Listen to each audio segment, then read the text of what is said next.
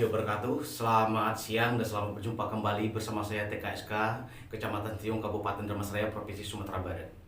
Kali ini saya kembali untuk mengurai pertanyaan kawan-kawan yang berada pada kolom komentar video saya sebelum ini. Saya akan coba menjawab. Bagaimana cara untuk mendapatkan bansos? Ya, bagaimana cara untuk mendapatkan bansos? Satu pertanyaan ini akan kita kupas. Yang pertama, syaratnya warga negara Indonesia. Bagaimana pengakuan kita atau kita dianggap sebagai warga negara Indonesia? Artinya kita harus memiliki identitas warga negara Republik Indonesia, yaitu kartu tanda penduduk. Kartu tanda penduduk atau dengan disingkat dengan KTP, kita harus terdaftar di Capil. Kalau sudah ada KTP berarti kita sudah ada kartu keluarga atau KK. Bukan sampai di situ saja. KTP ini harus artinya online, KTP, terdaftar kita pada Kementerian Pencatatan Sipil itu dalam bentuk online. Artinya kita tidak hanya sekedar memiliki ID ini KTP kita dicetak tanpa ada pendaftaran ulang atau pendaftaran yang dilakukan registrasi di Capil, itu tidak termasuk dalam bentuk eKTP. Syaratnya eKTP. Karena eKTP inilah yang menggabungkan nanti konektivitas antara ID kita dengan bantuan tersebut, ya. Wajib warga negara Republik Indonesia. Satu. Yang kedua, kita termasuk kategori fakir miskin atau miskin sekurang-kurangnya kurang mampu, dan itulah kurang mampu. Fakir miskin, kurang mampu. Dan di situ kategorinya banyak sekali, penginputan data itu banyak sebenarnya. Misalnya ada anak yatim, anak terlantar, karena dilatar belakangi fakir miskin dan kurang mampu. Yang ketiga, diinput oleh kepala jorong dan dibawa ke nagari untuk dimusnahkan. Apa itu dimusnahkan? Dimusyawarahkan secara bersama kelayakan penerima ini, apakah dia layak atau tidak. Apakah dia layak atau tidak, itu dibentuk sebuah tim musyawarah, nanti disepakati dalam musyawarah tersebut. Nama kita atau kakak kita atau keluarga kita diinput oleh kepala jorong yang berada di lingkungan kita, lalu dibawa ke nagari dan dikumpulkan secara bersamaan dengan jorong yang lain ke nagarian.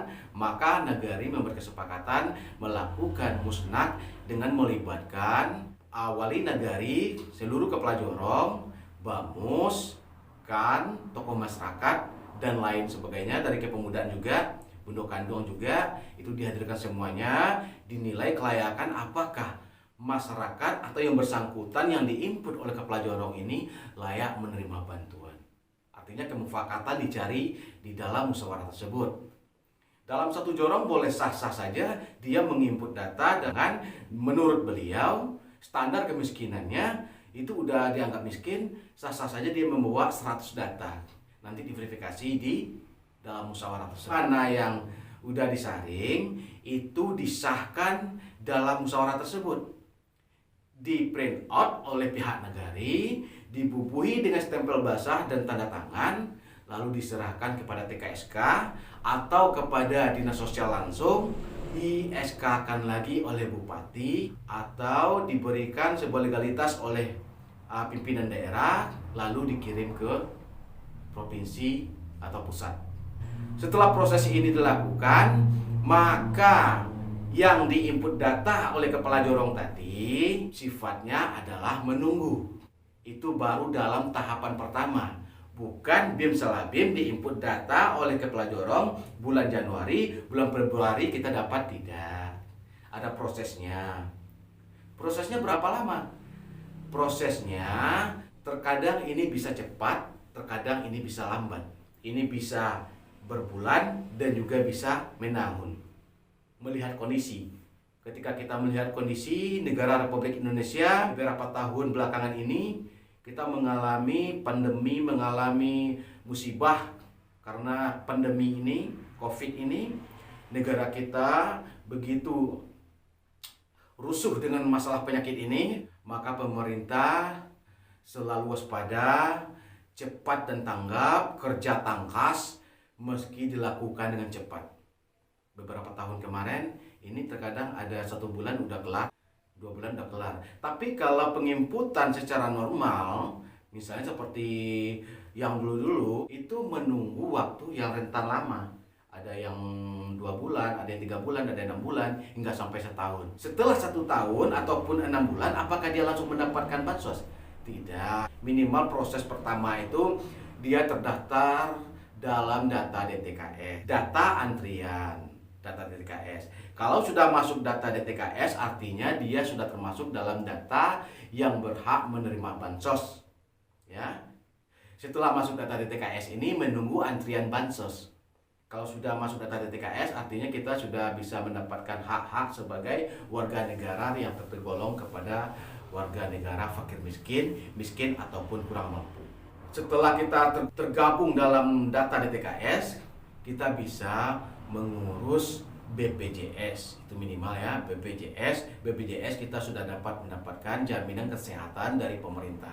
Seterusnya kita akan masih menunggu proses verifikasi dilakukan lagi. Yang mampu itu dikeluarkan dari data DTKS dan data penerima bansos.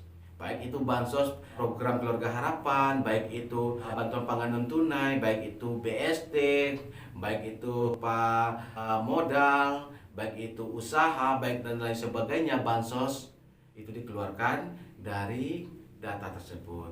Barulah antrian berikutnya masuk. Setelah masuk, baru kita diinformasikan. Kalau sudah masuk data kita tadi, kita akan informasikan oleh pihak kepala jorong.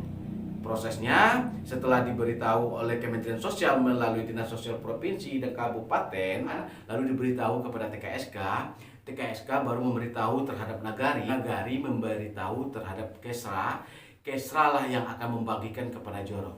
Data yang masuk pada bulan ini adalah si A, si B, si C, si D. Tolong sampaikan pada mereka. Silakan ambil KKS, kartu keluarga sejahtera maupun kartu PKH ke bank atau pada tempat yang telah disediakan dalam mendistribusikan kartu.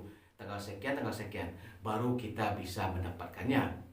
Dan terus setelah kita mendapatkan, mesti mengikuti segala peraturan-peraturan yang ada. Sebab bantuan ini ada pedoman umumnya. Baik itu PKH, baik itu BPNT, baik bansos lainnya. Di sana yang harus kita lakukan, kita harus mematuhi segala pedoman umum. Misalnya kita harus mencairkan itu seperti bantuan pangan non tunai kemarin, kita hanya bisa itu seperti karbohidrat, protein, vitamin, dan lain-lain. Itu saja.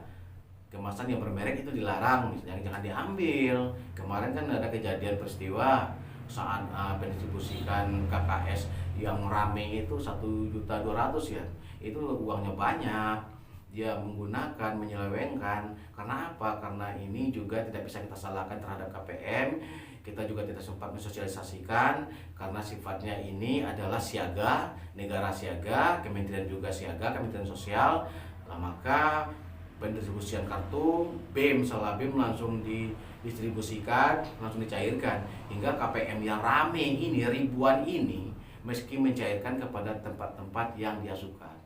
Itu karena nggak ada waktu, karena cepat, sosialisasinya telat, jadi datanya kita juga tidak mendapatkan sebelumnya, maka tidak dapat kita mengumpulkan bekerjasama dengan pihak dinas dan nagari. Ada peraturan-peraturan yang seperti ini, seperti itu, yang sangat memberatkan KPM. Kalau kita tidak puas, maka kita berarti tidak ingin mematuhi segala peraturan yang ada. Karena banyak juga KPM yang ingkar terhadap peraturan yang ada. Kita tidak menginginkan hal ini terjadi. Sebab apabila segala peraturan yang telah dibuat dalam pedoman umum program Kemensos itu jangan kita ingkari, kita ikuti prosesnya. Ini sebenarnya tidak ada kepentingan-kepentingan dari nagari, kepentingan-kepentingan kedinasan, tapi hanya sekedar menjalankan tugas. Sesuai dengan pedung kita laksanakan. Terus pada video ini kita sampaikan, jangan pernah suudzon terhadap pemerintahan nagari. Jangan pernah suudzon terhadap pemerintahan daerah ataupun dinas sosial. Karena tidak ada unsur kesengajaan dalam penginputan data, karena tidak masuknya keluarga yang wajib menerima sebenarnya, tapi dia tidak mendapatkan bantuan. Bukan tidak diinput, tidak ada unsur kesengajaan tidak diinput. Karena sistem data ini ada banyak pos-posnya. Setelah lagi nagari ke dinas, setelah itu minta legalitas ke kabupaten, serahkan provinsi, langsung ke pusat itu ada pusdatin dulu. Setelah pusdatin baru masuk ke Kemensos, legalitas lagi, verifikasi lagi ke bawah apakah ini nama-namanya. Seperti itu. Jadi nggak ada kepentingan-kepentingan. Saya rasa kalau kami tidak ada kepentingan.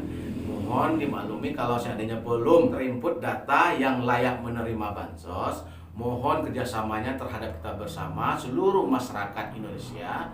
Usulkan, misalnya ada tetangga kita yang layak menerima, usulkan kepada kepala jorong yang akan mengurusnya. Standar orang miskin ini memang susah. Sebab masing-masing provinsi maupun kabupaten standar miskin itu berbeda-beda.